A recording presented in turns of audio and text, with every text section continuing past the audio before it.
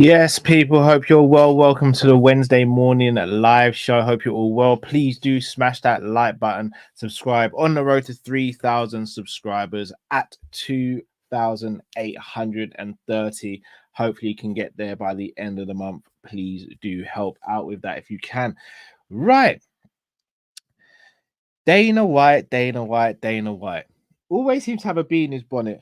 But if we know anything about Dana White over the last year, it's been talks about the rankings, mainly to do with John Jones and the pound for pound standings. Obviously, John Jones is not number one, which is going against what Dana White believes in. However, the ranking system has really come under scrutiny from him over the last couple of months. However, it seems as though everything's really come to the forefront at the moment, and he is absolutely livid. I'm going to play a video and then speak about it. I've got a few videos actually for you guys pertaining to this subject, but I'm gonna start with this and then go from there. Keep it real. I'm gonna fill you in. I know you're not on socials.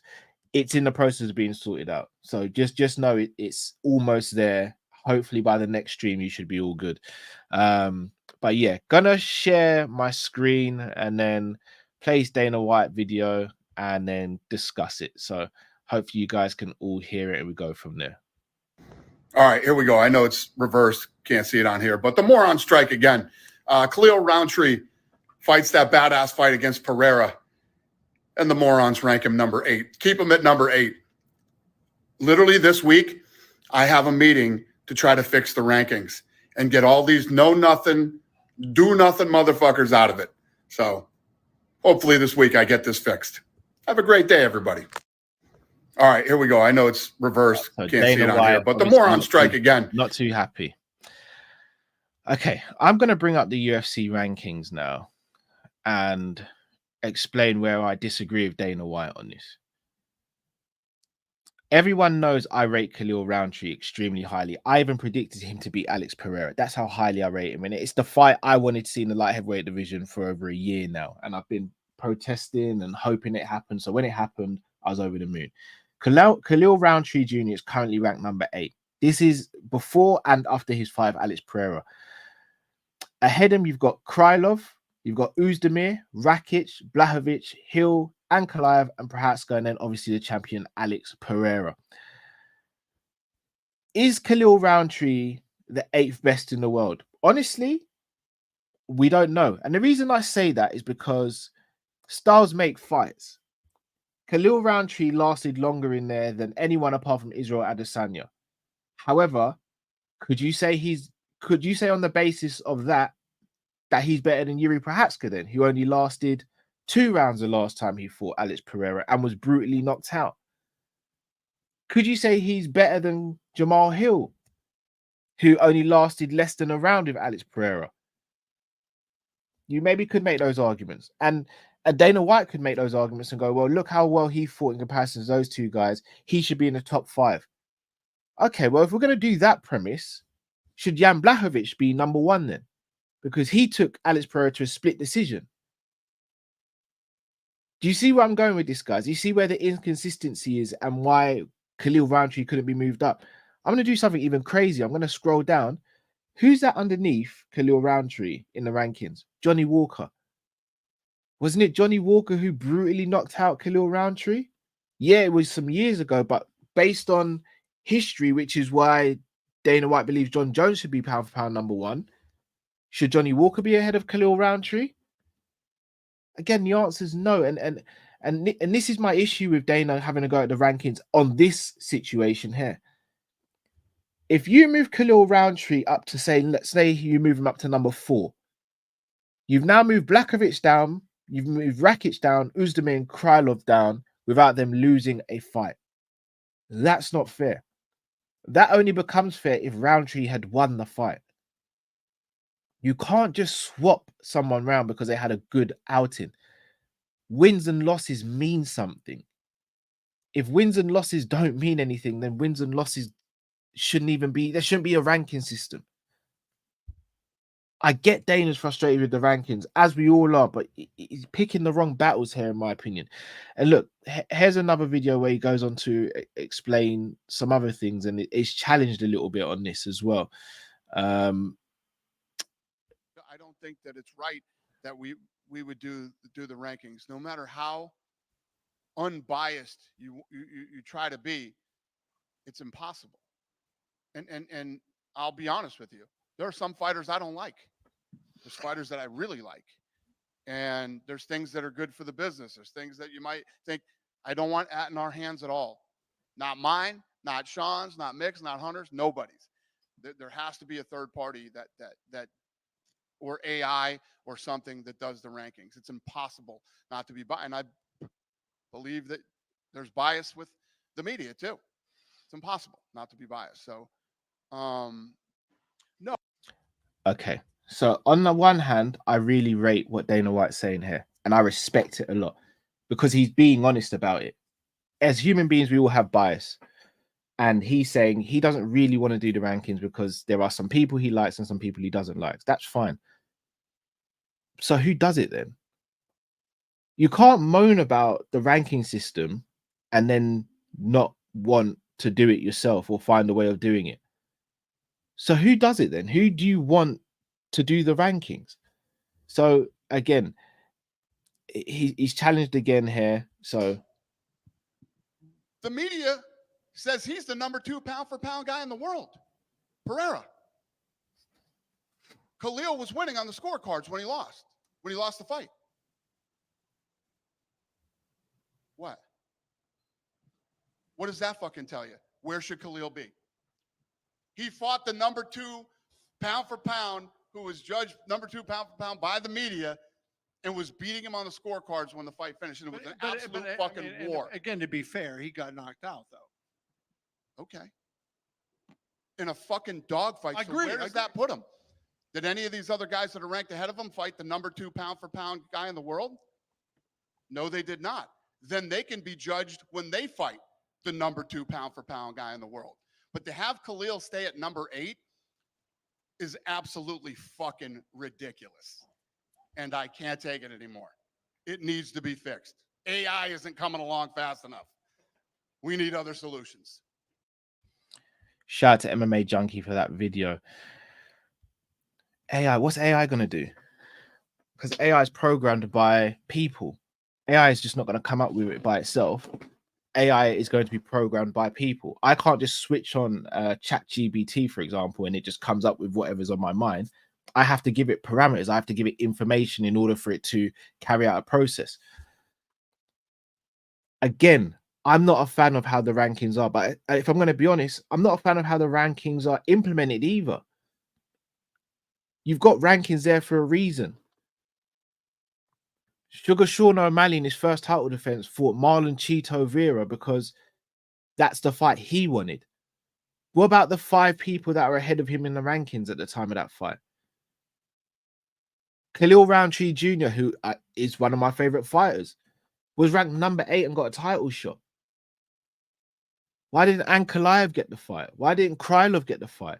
Why didn't Blachowicz get the fight? You can't moan about people doing the rankings and then still not implement the rankings. You either have rankings and you keep it in-house and do it yourself since you're so upset about it, or you don't do it at all.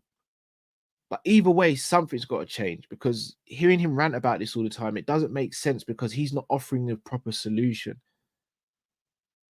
And he's being hypocritical about his rankings as well as it pertains to John Jones and this one here with Khalil. It just doesn't make sense to me. So I'd love to know your thoughts and opinions on it, guys. But again, Dana's got this one wrong for me, the way he's handling this situation. Got a shout out to some people in the chat. Got a shout out to ZZ, Kingsman, Erlin, Mazza, Keep It Real. Shout out to the shout out to the MJF of the community, Chris Brack. Hope you're well, bro. P.L., big up yourself. Pimp in Distress, my fellow menace indeed. UM as well. And massive shout out to Tyler Jones. Tyler, can't show my appreciation enough. Thank you so much for your generous donation. It is greatly, greatly appreciated. Thank you very, very much, bro. Right, let's move on to the next topic. And that is Belal Muhammad and Ariel Helwani being in beef.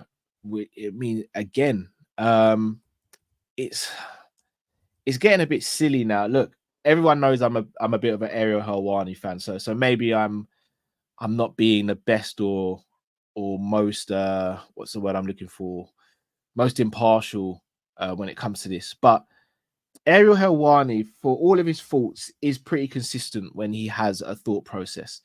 Now, Belal Muhammad went after him on his Remember the Show podcast alongside Jason Anik. That is John Anik's twin brother. So before I share the screen, it is not John Anik, it is Jason Anik who he's on with. So I'm going to share the screen. And I'm going to share the comments from both sides and give my thoughts on it, because I do think Belal is attacking the wrong person here. Yeah, I mean, obviously, Ariel Helwani is one of the biggest haters in the world, right? He's not.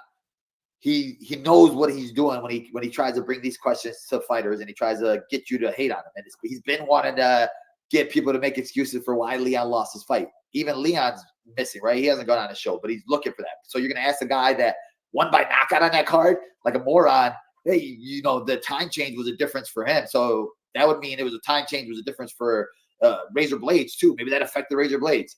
Aspinall was from there. Aspinall won by knockout, you moron. Paddy Pimblett won by knockout, you moron. And, you know, what's his face? Leon Edwards. Paddy won by submission, to be fair. But he hired the sleeping coach from NASCAR. But Ariel is just a pure hater. He's been hating on me this is my career. He's another one of the guys that for sure had tears in his eyes when he saw me carry that belt. He had tears in his eyes when he saw Leon Edwards lose that fight.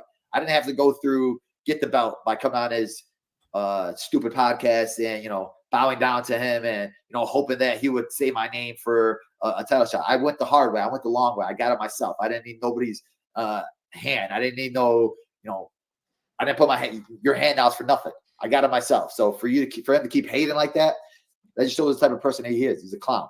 So respect to Aspinall. Aspinall's the man. And he said it the way it was. Bingo. I dominated him. It wasn't a fluke. It wasn't this. It wasn't that. It wasn't just I went in there. I went into his home country. I dominated him. We both fought at the same time. We both fought at the same 5 a.m. time zone. And it was hard for me. It was hard for everybody on the card. Winners are going to win. Losers are going to lose. Cry. Lot. All right. So Belal says a lot there, in my opinion, which if I'm going to be honest, I don't agree with a lot of. Everyone's affected differently. For me, it's not an excuse that Leon Edwards lost. Leon Edwards lost to the better man on the night. There's no excuses. But you can look at reasons why you might not have performed and look to correct those reasons or work on those reasons. I think that's what Ariel was asking there. He's never once made an excuse for Leon. But I'll show you some proof of Ariel Helwani. And this is last year when Colby Covington, you remember, got a title shot before Belal Muhammad. And Belal Muhammad had to wait. With Belal and Leon than there is with Colby and Leon. They fought and it ended unceremoniously. I'm fine with any of them. Listen, I'm fine this with is going to make Belal's head spin because he has this idea in his mind that I have some agenda. I have no agenda against him. I think he's a fantastic fighter. I have no issues with him whatsoever. He should be fucking pissed off right now. He should be absolutely pissed off that they're trying to make him versus Shavkat Rakhmonov in July, and Colby's going to waltz into a title. This guy's right. Leon's right. Colby hasn't said a peep. All of a sudden now he's popping up everywhere. Hasn't said a peep since last March. Hasn't said a peep since last March. And this is the best. Everyone's gonna be like, you're only saying this because Colby doesn't come on your show. You think Belal's coming on my show? You fucking morons. He ain't coming on my show. There's a better chance of Colby coming on my show than Belal at this point. Point is, Sean Brady, Vicente Luque, Wonderboy Thompson, Damian Maia, Leon No Contest, Diego Lima, Lyman Good, Takashi Sato, Curtis Millender. That's Belal's run. That is more impressive than anything that, and that's dating back to 2019. You know what Colby has done dating back to 2019? Masvidal win, Usman lost, title shot number 2, Woodley win, Usman lost, title shot number 1, Robbie Lawler. That's his run. That's his run. I'm going to pause that there. Once again, Ariel, I think he's spot on here. At the time when Colby Covington got the title shot, everyone's up in arms. Everyone said, regardless of whether you like Belal or not, whether you rate Belal or not, and I rate Belal, by the way, whether you think he's an entertaining fighter or not, on merit, which is what the sport should be built on merit, Belal Muhammad should have been the next title challenger for Leon Edwards. However, Colby Covington got it, and Ariel's defending Belal here. Ariel's going out of his way to defend Belal. And then finally, from yesterday's show, When you were preparing for Belal, who's looked incredible, I think, unbeaten in his last 10, 11 in a row. Do you ever get to spar with him, or is he too? When you were preparing for set, once again, complimenting Belal. So here's the thing. I get Belal's going on this tour at the moment saying that I call it the I told you so tour. And he's got every single right to do that. I doubted Belal Muhammad. I think Luke Tanner did. The only person who said that Belal would beat Leon Edwards, shout out to Jamie, was Jamie Phillips. The media doubted him. Everyone thought Leon would beat Belal Muhammad because he'd beaten Kamaru twice. He'd beaten Colby, who was seen as the two superior wrestlers in the division. And he had already fought Belal in the first fight where he was piecing him up and made it look pretty easy. Belal won fair and square, no controversy, dominated Leon Edwards for three, you could argue 4 rounds of the 5-round fight. He's got every right to go to people who doubted him and go, I told you so, I told you so, I told you so. But you can't just go looking for beef with people just for the sake of it. Like, especially with someone who has a platform who can actually get you more fans, has actually gone to bat for you when you've been mistreated by the organization. It doesn't make sense you doing that. It doesn't. We've seen this a few times with other fighters doing the same thing. It's like, you've got to get your ducks in row before you start going at people, because then you look silly. Then you look like a hypocrite. Then you look as though you don't know what you're talking about. And Belal's a very educated and articulated person. So I'm surprised Belal's doing this. I know there's a beef between them. I know there's a beef between, I think, Belal's management, etc., and Ariel Helwani, which I don't really want to get into. But I think Belal's got this one wrong here. Personally, I'd love to know what you guys think, but I think he's got this one wrong here. And then finally, Dana White had his say on Cowboy Cerrone returning. If you haven't already, me, Luke, and Jamie were on Combat Catch Up last night, where we discussed this in more detail. And I threw out an ideas of a Legends League, which me and Jamie were on board with, but Luke weren't buying into it. But I think by the end of the show, Luke was buying into it. So if you haven't watched Combat Catch Up, please do watch it as well. I'm only a fan of Donald Cerrone coming back if he's not fighting contenders and young and upcoming fighters. Put him in a fight in and around people at his skill level, age level, and physical level. I think Charles Oliveira said this recently in regards to Tony Ferguson, says there's no point putting him in with these young, hungry lions because they'll tear him up. Put him in favorable fights where you're going to get the best out of him and see the best out of him. The same goes for me with Cowboy Cerrone. However, Dana White is not on board with it at all.